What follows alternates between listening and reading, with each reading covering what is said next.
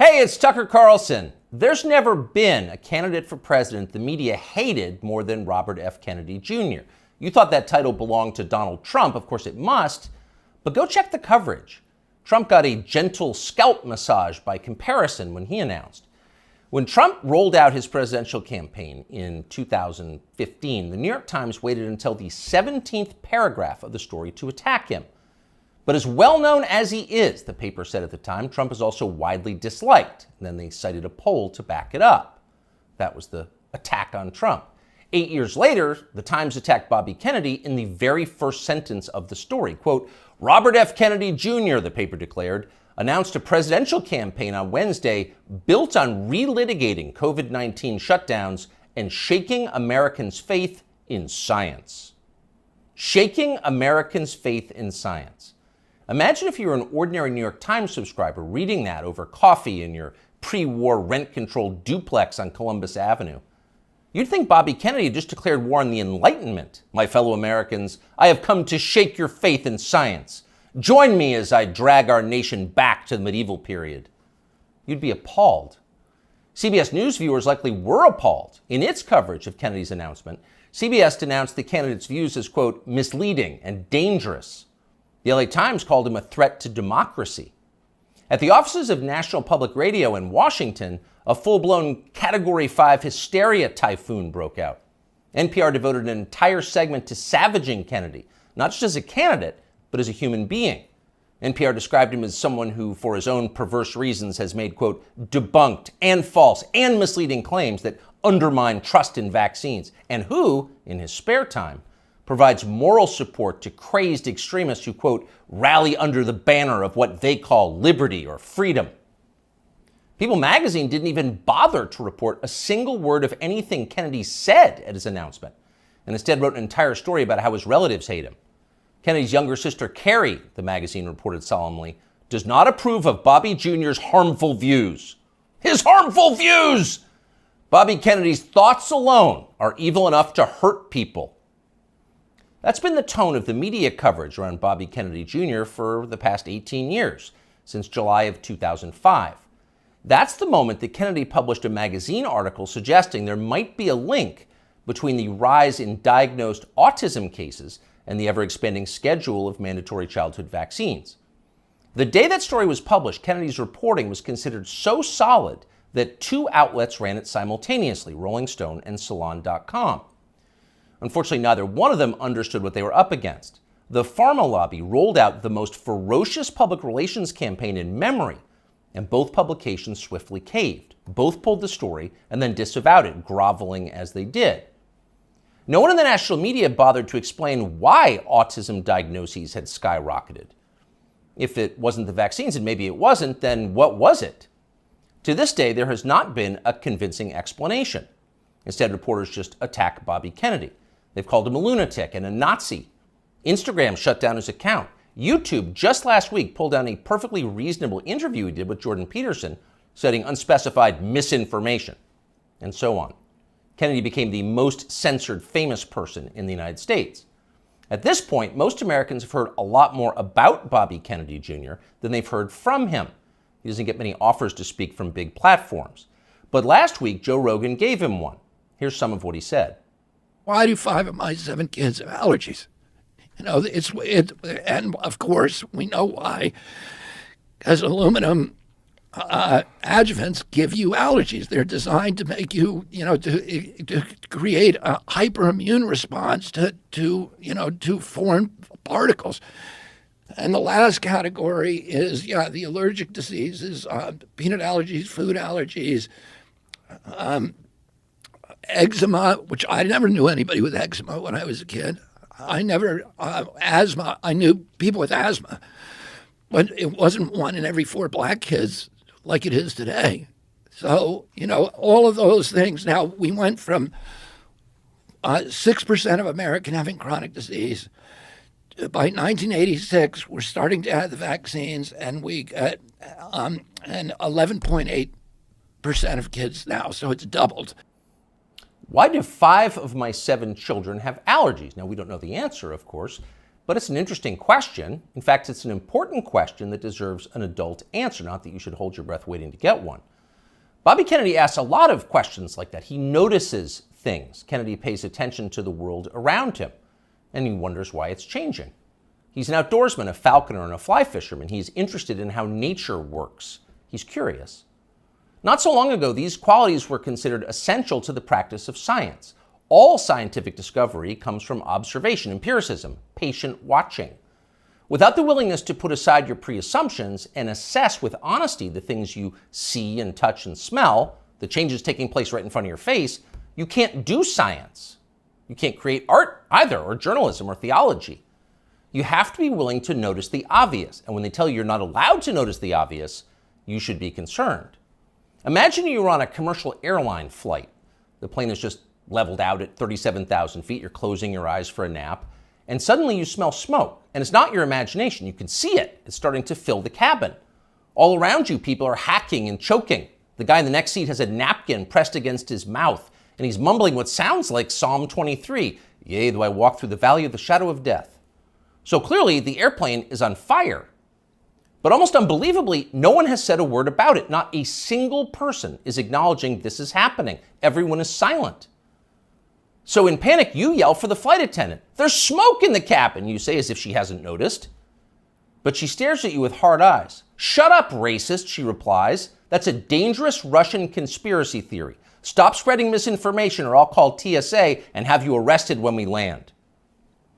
That sounds like a fever dream, but it's also pretty close to the experience of living in the United States at the moment. All around you, things seem to be fraying and getting worse. Your gut tells you there's something very bad going on, and all the evidence suggests that there is. But the people in charge won't acknowledge that. Everything's fine, they scream. Stop noticing. But wait, I don't remember this many kids having allergies or asthma or eczema or autism or, for that matter, body dysmorphia. And why so many suicides? What's going on here? Shut up! Stop asking questions! That's their answer. But Bobby Kennedy won't stop asking, and that's why they hate him. As Kennedy spoke on The Rogan Show, a reporter for Vice.com called Anna Merlin was watching. Merlin was so enraged by what she saw that she dashed off an article attacking Joe Rogan's employer for allowing the conversation to take place. Spotify has stopped even sort of trying to stem Joe Rogan's vaccine misinformation, read the headline. The piece never even described much of what Bobby Kennedy had actually said. Merlin dismissed the entire interview as, quote, a detailed survey of Kennedy's most dangerously incorrect views, a far too extensive list to outline in full. In other words, we here at Vice don't have time to describe all of Bobby Kennedy's lies, but trust us, they were lies. Then Merlin called Spotify to see if she could get the episode censored. Much to her profound frustration, Spotify refused to censor the episode and kept the interview on its website. So she spent the next several days ranting about all of this on Twitter. People were listening to the wrong things, and Anna Merlin was mad about it. So was Peter Hotez. Hotez is a pediatrician from Texas who became moderately famous on MSNBC during the COVID lockdowns as a Biden shill and a vaccine promoter. Hotez read Anna Merlin's piece and then huffily retweeted it. Effectively, why is Bobby Kennedy allowed to talk in public? And that gave Joe Rogan an idea. Why not have Peter Hotez debate Bobby Kennedy on his show? You claim he's wrong. Why don't you explain why he's wrong? That seemed fair. But Hotez wouldn't bite.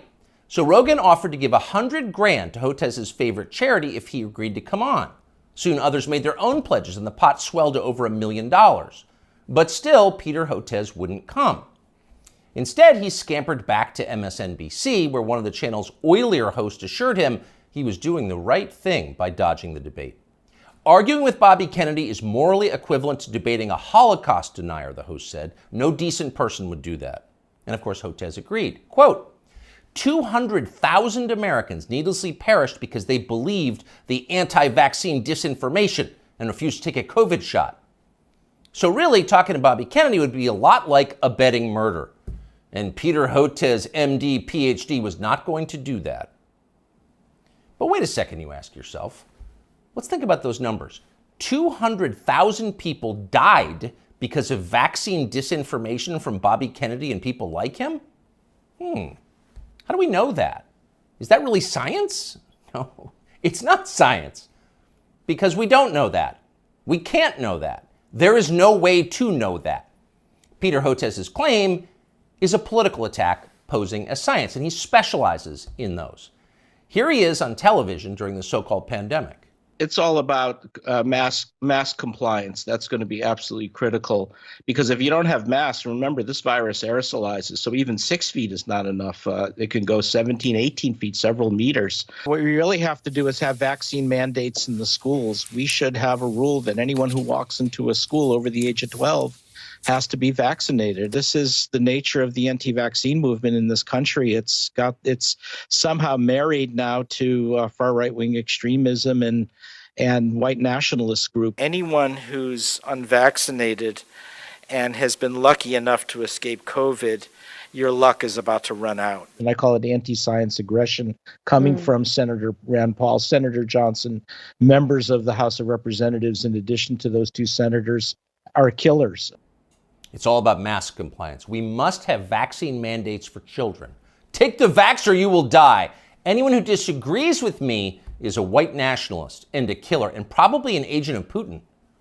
Do we say probably? Let's revise that. Certainly an agent of Putin. Again, here is Dr. Peter Hotez. We're starting to see now those same anti-vaccine messages that's coming out of the U.S. And now we're finding it in Africa and Latin America. And remember, what the other reason we're seeing this is the Putin government has, and this has been reported by U.S. and British intelligence, has been piling on with this whole systematic program of what's being called weaponized health communications, trying to destabilize democracies with anti-vaccine, anti-science messages and targeting. So according to British and U.S. intelligence, anyone who disagrees with Dr. Peter Hotez is a disloyal American working to destabilize our democracy on behalf of Vladimir Putin. Now, by comparison, never in his life has Bobby Kennedy Jr. said anything half that demented. But keep in mind, Peter Hotez claims to have a valid medical license. He is allowed to treat patients. After a while, even MSNBC viewers were going to have some questions about a guy who talks like that, and apparently some of them did. As the lockdowns wore on, the population started to notice that many of the core claims the TV doctors were making were untrue. You'd only need one shot. If you got the shot, you would never get sick. You would never pass the virus to others, and so on. They said these things, as you know, again and again. Ultimately, they were proven wrong, but they never admitted it. They just attacked the people who noticed. Here's Dr. Peter Hotez calling for the Biden administration to arrest anyone who questions the COVID vaccine. The Biden administration has to realize that anti-science is a killer. Disinformation. Yeah. It's not even just disinformation. This is an anti-science empire right now, and we need Homeland Security. We need the Justice Department. We've really got to figure this out, and Health and Human Services will not be able to figure this out on their own. It's not a medical problem. It's a law enforcement problem. They've doubted me. Arrest them. It's a horrifying outburst if you think about it. If you were on tape saying something like that, you would be deeply ashamed. But Peter Hotez is not ashamed. He's become even more grandiose. Hotez has written a self-congratulatory new book called The Deadly Rise of Anti-Science, a scientist's warning, as if you were a scientist. Here's how Hotez describes himself in the book's promotional literature. Quote, during the height of the COVID-19 pandemic, one renowned scientist in his famous bow tie, appearing daily on major news networks such as MSNBC, NPR, and BBC, and others, Dr. Peter J. Hotez often went without sleep, working around the clock to develop a nonprofit COVID-19 vaccine and to keep the public informed. During that time, he was one of the most trusted voices on the pandemic and was even nominated for a Nobel Peace Prize for his selfless work. He also became one of the main targets of anti-science rhetoric that gained traction through conservative news media. End quote, though we could go on. So here you have a renowned scientist, selfless, trusted, going without sleep, self-denying, persecuted by extremists for daring to tell the truth. The Albert Schweitzer of cable news. That's Dr. Peter J. Hotez. The fact that a partisan buffoon like Peter Hotez can describe himself this way with a straight face and the backing of a publisher makes you despair for the country's future. But don't despair. There is hope. Hotez will never debate Bobby Kennedy Jr., but it doesn't matter. Kennedy has already won. He's more honest than Dr. Peter Hotez, and that's obvious to anyone who's paying attention. A New Economist poll shows that Kennedy is more popular and far less hated than either major party frontrunner. After almost 20 years of being silenced, Bobby Kennedy Jr. is being heard. And why wouldn't he be? Kennedy's theories about vaccines may be right, they may be partially right, they could be even utterly wrong. No one's proved it either way. But what we can say with certainty is that America's medical establishment has beclowned itself for all time. Its official positions on vaccines, psychiatric drugs, puberty blockers, reassignment surgeries, a long list of other politically fashionable priorities have no connection whatsoever to legitimate science. It's all effectively witchcraft. At the annual meeting of the American Medical Association in Chicago last week, for example, delegates issued a statement attacking the body mass index as a tool of, quote, racist exclusion, which has caused historical harm. Next year, they will denounce thermometers and stethoscopes. They're insane. Compared to them, Bobby Kennedy is a mainstream figure, and people understand that. That's why he's winning. And you know he's winning by how his critics are doing. So just 4 years ago, Anna Merlan was regarded as an important expert on conspiracy theories and misinformation. She'd written a book on the topic. Here she is talking about it. I've always thought that in the case of conspiracy peddlers, it's not necessarily a super profitable enterprise to ask whether they really believe it or not, because I don't know what's in their hearts. I don't know what's in their minds. All I know is what they spend their time doing, which is promoting conspiracy theories. In the case of ordinary people, conspiracy consumers, and most Americans are, to some degree, consumers of conspiracy theories. All the studies that we have show that like 1 in 3 Americans believe in some conspiracy theory to some extent. For the people in the very sort of deep end of the conspiracy pool, people who are consuming a lot of conspiracy content, I think it's really important to look at the way it helps them make sense of the world and make sense of our political moment and make sense of a lot of times like what's happening in their own lives. All the studies that we have show that like 1 in 3 Americans believe in some conspiracy theory. Huh? You'll notice the upspeak, the rising inflection at the end of the sentence. That's a familiar tick in Brooklyn. It's designed to turn a declarative sentence into a question and thereby belittle the listener. Do you follow me? Is this too complicated for you? So the lady in the nose ring wants you to know she's smart, but she's not. When Merlan recorded that interview, Vice, where she now works, was valued at more than $5 billion. Genius investors like James Murdoch were showering the company with money. Everyone wanted in on the future of media, which was uptalkers like Anna Merlan lecturing you about racism and misinformation. But that has changed. Last month, Vice filed for bankruptcy. Anna Merlan is still on Twitter screeching about how her critics are transphobic, but nobody cares. Nobody wants to hear from Anna Merlan anymore.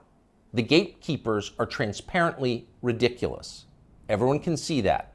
People have started to notice. Younger people say the news is full of lies. In Kennedy's motorcade. 239 people. The death of Jeffrey Epstein.